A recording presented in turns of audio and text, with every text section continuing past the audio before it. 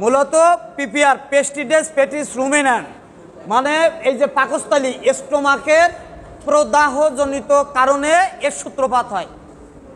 লেখো চিকিৎসা 1, পটাশের পানি দিয়ে মুখ পরিষ্কার করে দাও।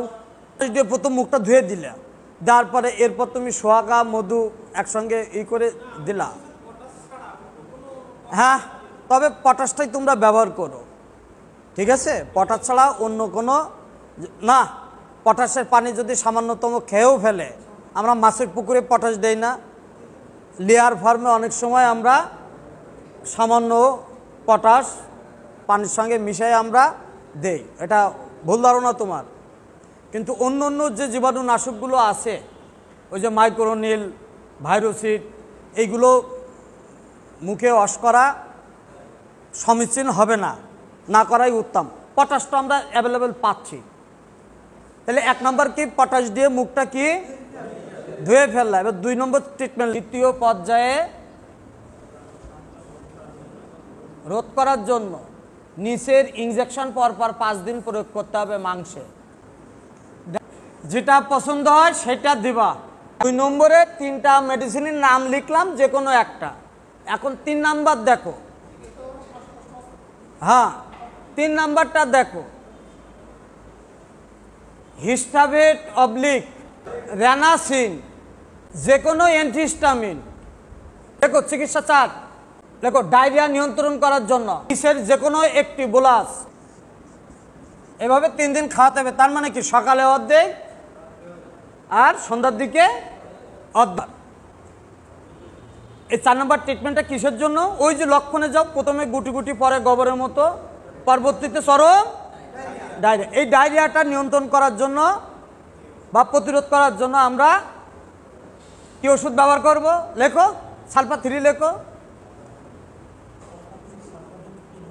সালফাডিন এস লেখো, সালফা 3 একটা লেখো, অবলিক দাও সালফাডিন এস।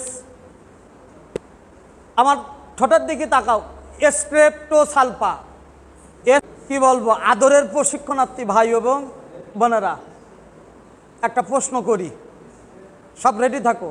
চিকিৎসা 3 কি লিখছো? ওষুধের নামগুলো বলো। আচ্ছা, আমার প্রশ্ন এখানে, রেনাসিন এটা ট্যাবলেট, পাউডার না ইনজেকশন? হ্যাঁ, আমাদের তাকাইতে হবে। এই তোমাকে কাজ শুনেছি। আচ্ছা, এইবার স্ট্রেপ্টোসালফা, সালফা 3, সালফাডিন এস, এটা পাউডার, ট্যাবলেট না ইনজেকশন?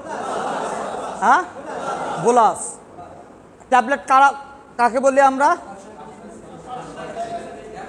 500 থেকে 999 পর্যন্ত মিলিগ্রামকে আমরা কি বলি? ট্যাবলেট। আর 1000 মিলি থেকে 1000 mg থেকে উপরে আমরা কি বলি? বোলাস। আর 1 থেকে 499 পর্যন্ত, হ্যাঁ, পিল বা বড়ি না? পিল বা, তাহলে পিল বা বড়ি একই জিনিস, ট্যাবলেট এক জিনিস, আর বোলাস আমরা ঘরে সবাই ওই বলি সালফাডিন ট্যাবলেট দাও। তা আমরা যেহেতু একটু পড়ালেখা জানি, আমরা ট্যাবলেটটাই নাই বলি। আচ্ছা, সর্বশেষ ট্রিটমেন্ট লেখো। 5 নম্বর না 6 নম্বর হবে? 5 নম্বর লেখো, দুর্বলতা কাটিয়ে ওঠার জন্য পর্যাপ্ত স্যালাইন খাওয়াতে হবে।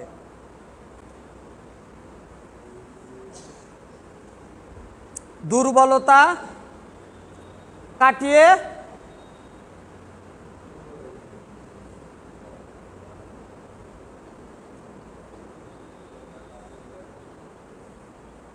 পর্যাপ্ত স্যালাইন খাওয়াতে।